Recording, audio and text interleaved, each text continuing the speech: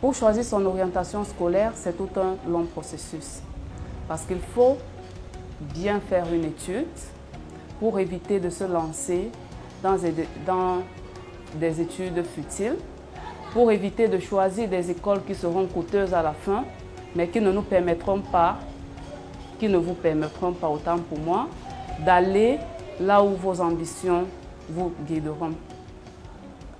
Comment faire pour avoir une orientation épanouissante? Ça, ce sont autant de questionnements qu'un apprenant se pose pour son orientation lorsqu'il est confronté à se lancer dans le monde du travail. Mais ne vous inquiétez pas, il y a toujours des professionnels dans ce cas pour vous guider en cas de doute, en cas d'incertitude. Et je nomme par là les conseillers d'orientation. Alors, qu'est-ce qu'il faut faire réellement pour réussir son orientation scolaire? Je dirais de prime abord qu'il faut avoir la passion. En amont, il faut mobiliser 3 facteurs qui sont hyper déterminants pour réussir son orientation scolaire. Le premier, il faut mettre en valeur ses intérêts professionnels. C'est ce que j'ai appelé plutôt la passion.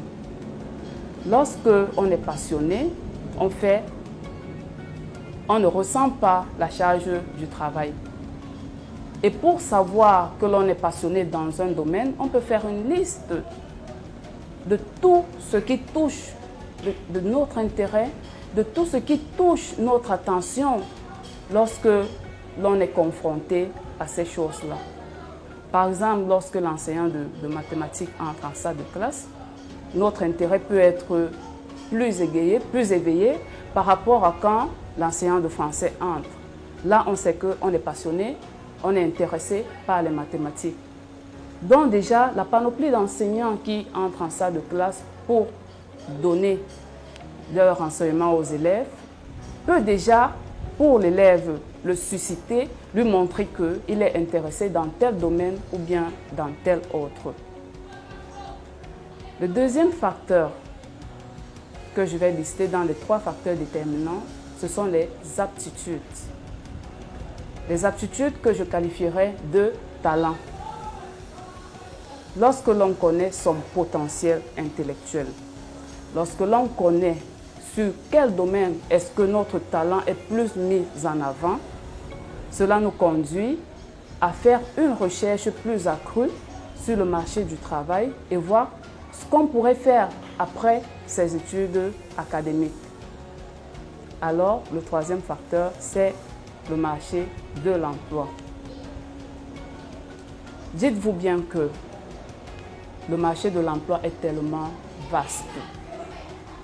Le travail en lui-même a ses réalités que l'apprenant ne connaît pas, mais qu'il vient à découvrir une fois qu'il est confronté à ces réalités-là.